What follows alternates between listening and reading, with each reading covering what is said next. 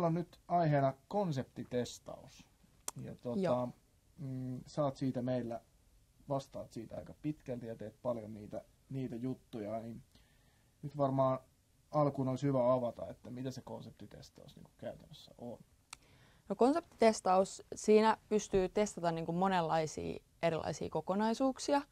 Et on se sitten ihan niin kuin tavallaan tosi raasta ideasta ihan jonnekin niin kuin tuotteen tai palvelun niin kuin tasolle.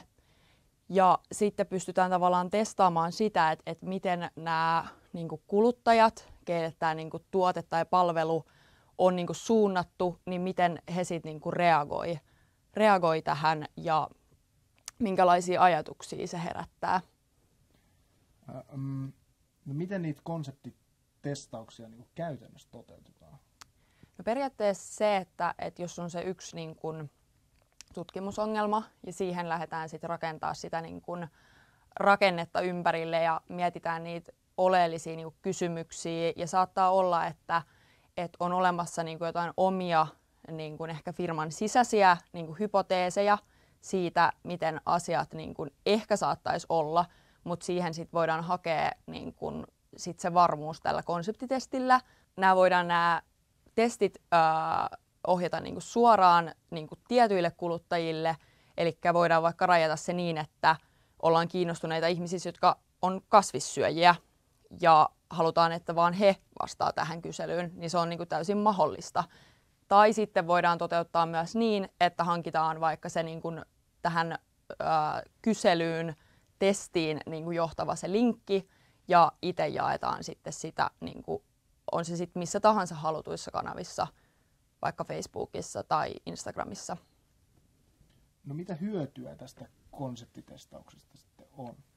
No konseptitestauksesta on ensinnäkin se hyöty, että tiedetään, että mihin sitä aikaa, vaivaa ja rahaa kannattaa oikeasti käyttää, että oikeasti tuotetaan semmoisia ratkaisuja, joista ollaan niinku kiinnostuneita, joille on sitä kysyntää ja kuunnellaan niitä niinku kuluttajia, keille tämä suunnataan. Tämä niinku, on se sitten palvelu tai tuote.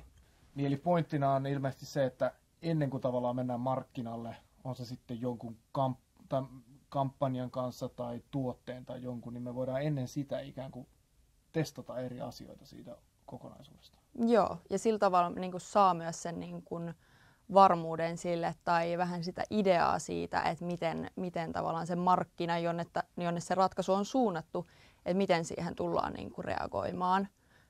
Eli mä käytän nyt käytännön esimerkkiä vaikka. Eli jos mulla on vaikka joku tämmöinen mainoskampanja ja mä haluan tehdä ulkomainontaa, niin voinko mä testaa sitä mainosta ennen kuin mä ikään kuin ostan sen median ja laitan sen ulos? Sä voit testata sitä niin kuin mainosta ja sä voit testata esimerkiksi niin kuin kuvan muodossa, videon muodossa tai ihan tekstin muodossa. Että tavallaan voi niin kuin valita sen, että missä muodossa sen haluaa niin kuin, esittää sille kuluttajalle. Ja siinä pystyy sit niin kuin tarkastelemaan sitä, että mikä siinä toimii ja mikä ei. Ja periaatteessa just se, että mitä kehitettävää siinä niin kuin ehkä on ja mitkä on semmoisia, mitkä niin kuin todellakin kannattaa sit säilyttää siinä.